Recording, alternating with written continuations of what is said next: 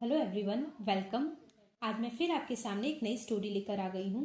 इस स्टोरी का टाइटल है greed is a great evil. Greed is a great evil मतलब लालच एक बुरी बला है। ग्रीड का मतलब होता है लालच। इज अ ग्रेट एविल मतलब ये एक बुरी बला है। एविल का मतलब होता है बुरी। चलिए देखते हैं आगे स्टोरी में क्या कहा गया है। One day a man and his wife. एक दिन एक आदमी और उसकी वाइफ मतलब उसकी बीवी were digging the land to sow some seeds. Were digging मतलब डिग का मतलब होता है खोदना, तो वो खोद रहे थे। क्या खोद रहे थे? The land to sow. Land का मतलब होता है जमीन और शो का मतलब होता है पौधा रोपना। सम सीड्स मतलब सीड्स का मतलब होता है बीज। वो जमीन को खोद रहे थे, उसे खोद कर उसमें बीज लगाकर एक पौधा उगाना चाहते थे उस जमीन पर। इसलिए यहाँ पर लिखा गया है one day a man his wife were digging the land to sow some seeds as they dug deep. Dug का मतलब होता है खोदना। डग का फोर्थ फॉर्म ही यहाँ पर डिगिंग लिखा गया है, जिसका भी मतलब होता है खोद रहा है। जब भी किसी सेंटेंस में वॉज वेयर के साथ वर्ब का फोर्थ फॉर्म लगे मतलब वो पास्ट कंटिन्यूअस टेंस होता है। जब कोई काम फ्यूचर में चल रहा था, कंटिन्यू चल रहा था, तब इस वॉज वेयर के साथ वर्ब का फोर्थ फॉर्म का यूज किया जाता है। एज दे डग डीप काफी गहराई तक खोदने के बाद देयर शवल हिट समथिंग। उनका जो बेलचा था, बेलचा एक प्रकार का वस्तु होता है जिसके द्वारा आप जमीन से मिट्टी को खोद कर निकाल सकते हैं, या फिर कचरा को भी फेंकने में इसका यूज किया जाता है। उसे हिंदी में कहा जाता है बेलचा। Their shovel hit something. उनका बेलचा से कुछ हिट हुआ। हिट का मतलब होता है लगना। तो वह उनके बेलचा से कुछ, जब वो जमीन खोद रहे थे तो उनके बेलचा से जमीन में कुछ लगा। दे discovered a large empty copper pot underground. They discovered, discover का मतलब होता है कुछ चीज, नई चीज का पता लगना। उन्हें एक नई चीज का पता लगा। क्या चीज का? A large empty copper pot, एक बहुत ही बड़ा, लार्ज का मतलब बड़ा, एम्प्टी कॉपर पॉट मतलब एक खाली तांबे का गमला जैसा। पॉट का मतलब होता है गमला जिसमें आप फूल फ्लावर रखते हैं।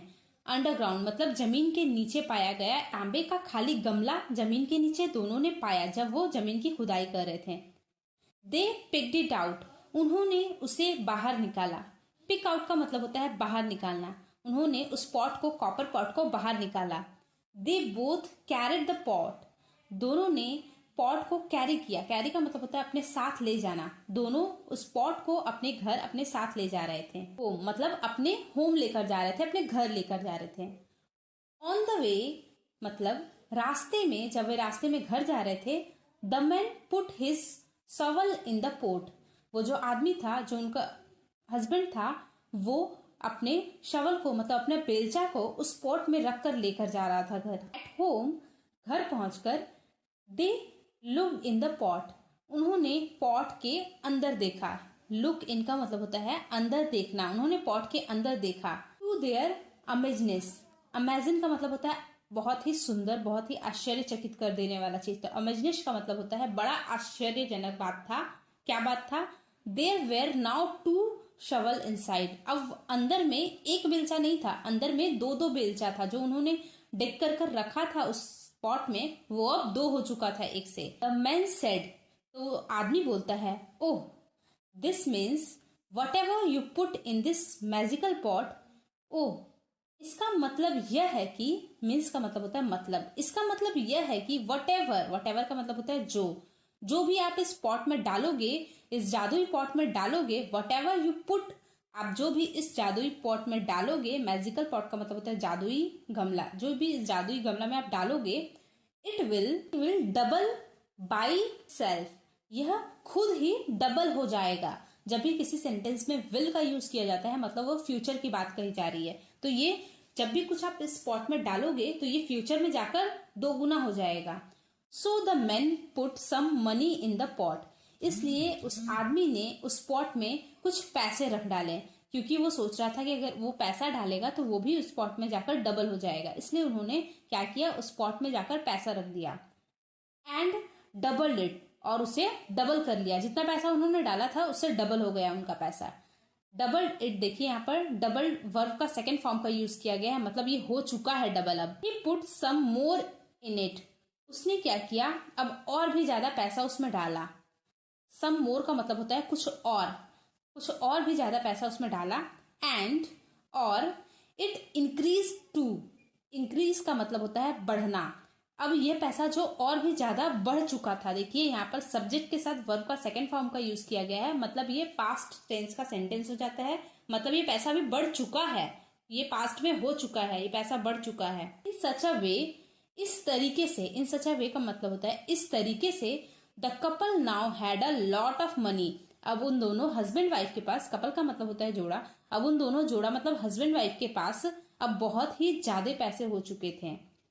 Once the greedy wife was, एक बार वो जो लालची औरत थी, लालची उसकी जो बीवी थी, was taking out money from the pot, अब वो वाइफ जो थी उस पॉट में जो पैसे रखा हुआ था उसे बाहर निकाल रही थी।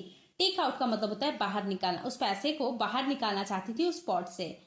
सी स्लिप्ड एंड फेल इनसाइड, वो क्या हो गई, वो स्लिप हो गई, मतलब वो फिसल गई। स्लिप का मतलब होता है फिसलना, वो फिसल गई, यहाँ पर वर्ब का सेकंड फॉर्म का यूज किया गया, मतलब वो फिसल चुकी है, वो फिसल गई। एंड फेल इनसाइड, और जाकर अंदर जाकर गिर गई स्पॉट के अंदर। The man pulled her out but now there were two wives, the man उसे बाहर, वो उसका जो हस्बैंड था वो उसे बाहर निकालना चाहता था, बट लेकिन now there were two wives, अब वहां पर उसकी एक बीवी नहीं दो दो बीवी हो चुकी थी, क्योंकि उसके अंदर उस पॉट के अंदर जो भी जाता था वो डबल हो जाता था, तो अब उसकी एक बीवी से दो बीवी हो चुकी थी। देखिए वाइफ, WIFE, वाइफ का मतलब होता है पत्नी, लेकिन अगर एक से ज्यादा पत्नियां हो तो उसका प्लूरल हो जाता है WIVES, वाइफ्स। वाइफ्स जो एक से ज्यादा बीवी को वाइफ्स कहा जाता है और एक बीवी को वाइफ कहा जाता है। Pulled out the second women, अब वो आदमी कंफ्यूज हो गया था कि पॉट से बाहर किसे निकाले, मतलब उसकी असली वाइफ कौन है, वो कंफ्यूज हो गया था, तो उसने क्या किया, सेकेंड वुमेन को बाहर निकाला। And then 4 and so on, और जैसे भी वो दो हुई अंदर अंदर वो 4 हो गई, एक एक करके वो सोच रहा था कि किसे निकाले, इससे इसके बाद उसने क्या किया, फोर्थ को बाहर निकाला। ऐसे करते करते वो उसकी बीवियां बढ़ती ही जा रही थी। Until he had 10 wives, जब तक उसकी बीवी 10 नहीं हो गई, उसकी बीवियां अंदर ही अंदर बढ़ती जा रही थी। The magical pot had put the man in great trouble, वो जो जादुई पॉट था, जादुई गमला था, वो उन दोनों, उस आदमी को डाल चुका था। पुट का मतलब होता है डालना, कहाँ डाल चुका था, ग्रेट ट्रबल, मतलब एक बहुत ही बड़ी दुविधा में डाल चुका था, बहुत ही बड़ी परेशानी में डाल चुका था उस आदमी को।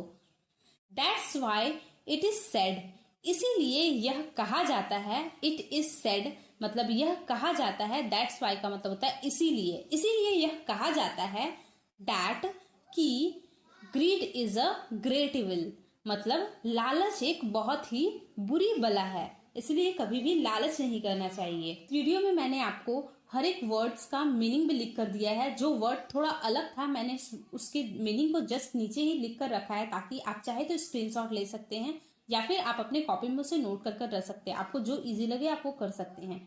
अगर आपको ये वीडियो थोड़ी भी अच्छी लगी हो तो प्लीज इस वीडियो को लाइक करें, चैनल को सब्सक्राइब करें। तब तक के लिए कीप लर्निंग।